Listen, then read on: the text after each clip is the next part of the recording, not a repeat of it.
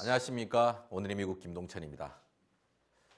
자고 일어나면 온통 뉴스에 나오는 것들은 사실 어떤 미래에 대한 희망적인 것보다는 우리에게 근심과 걱정을 가져다 주는 그런 뉴스가 온통 도배되고 있습니다. 근래에 들어와서 우리는 정말 엄청난 일들을 겪었고 또 겪고 있습니다. 그러니 근심과 걱정이 떠나질 않고 있습니다.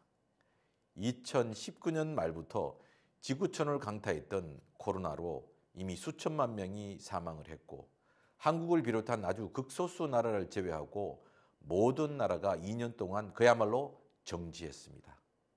그리고 2022년 러시아의 우크라이나 침공이 일어나면서 세계는 급속하게 미국과 서구 유럽, 호주, 한국 그리고 일본이 한 블록을 이루고 러시아, 중국, 인도, 아프리카, 중동 그리고 중남미가 한 블록으로 나누어졌습니다. 여기에 석유와 가스비를 비롯한 에너지 유통이 막히고 중국에 대한 미국의 무역 장벽으로 인하여 인플레이션이 일자 미국 정부는 달러에 대한 이자율을 급속히 높이게 되었습니다. 그러자 은행들이 파산을 하거나 위험한 상황에 처하게 되었습니다. 그런데 그냥 은행의 파산이 아닙니다. 실리콘밸리 은행과 시그니처원 은행이 초고속으로 잇따라 파산을 하고 퍼스트 리퍼블릭 은행이 부도 위기에 빠지자 금융시장은 불안을 낀 상황에서 은행들이 연방준비제도로부터 2008년 세계 금융위기 이후 가장 큰 규모인 1648억 달러 이상을 빌려갔다고 합니다. 그리고 이번 금융위기가 발생하고 10일 만에 미국과 유럽의 70대 은행주의 시가총액이 6천억 달러가 증발했다고 블룸버그 통신이 전하고 있습니다. 문제는 미국의 실리콘밸리 은행 파산으로 시작된 금융위기가 유럽의 크레딧 스위스 은행의 유동성 위기로 불거지면서 전 세계로 확산되었습니다. 그리고 미국을 넘어 글로벌 금융위기로 진행되면서 이제 개별 은행들이 관리할 수준을 넘어 각국의 중앙은행들이 빨리 개입해야 할 상황으로 치달았다고 합니다. 1929년 대공황을 경험한 인류는 경기가 화랑을 타게 되면 공황이 바로 오기 때문에 화랑으로 발생하는 인플레이션을 잡기 위해서 이자율을 올려왔습니다. 그러면 경기 불황이 이루어지고 어느 정도 시간이 지나면 다시 호황이 오는 자본주의 경제 사이클을 파악하게 되었던 것이죠. 그동안 정부의 시장 개입 정책은 대체로 맞았습니다.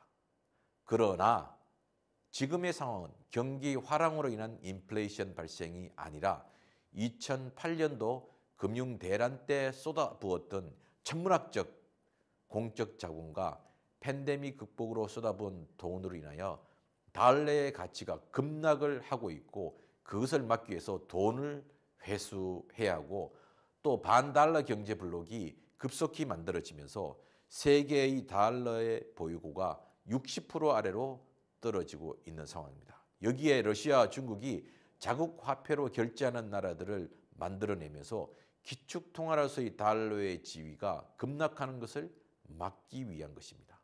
그러니 지금의 경제 상황이 그 전과는 많이 다르다는 것이죠. 이처럼 세상이 어수선하고 너무 빠르게 변하고 있어서 대처를 하는 것이 누구도 쉽지가 않습니다. 그러다 보니 어떻게 살아야 할지 뉴스를 보면 모두 다 근심, 걱정이 앞설 수밖에 없습니다. 공자님은 근심과 걱정을 어떻게 해결해야 하는가에 대한 제자들의 물음에 다음과 같이 답했다고 합니다. 멀리 생각하지 않으면 반드시 가까운 곳에서 근심이 생긴다. 내 눈앞의 일만 생각하면 나의 시야가 좁아진다. 좁아진 시야로 세상을 바라보면 모든 것이 위험이고 감당 못할 큰 일들 뿐이다. 높은 하늘의 매처럼 멀리 바라보라. 그러면 당장 내 앞에 놓여 있는 일들이 사실 아주 작은 일에 불과하다는 것을 알게 된다. 라고 했답니다.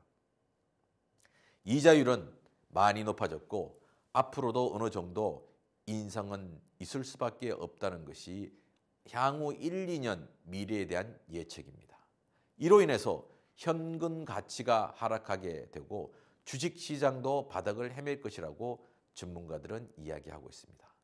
그러니 함부로 비즈니스를 확장하거나 건물을 사거나 집을 사거나 주식을 사는 것에 대한 확신을 할 수가 없습니다. 그야말로 예측을 할 수 없다는 것이 지금의 상황인 것입니다.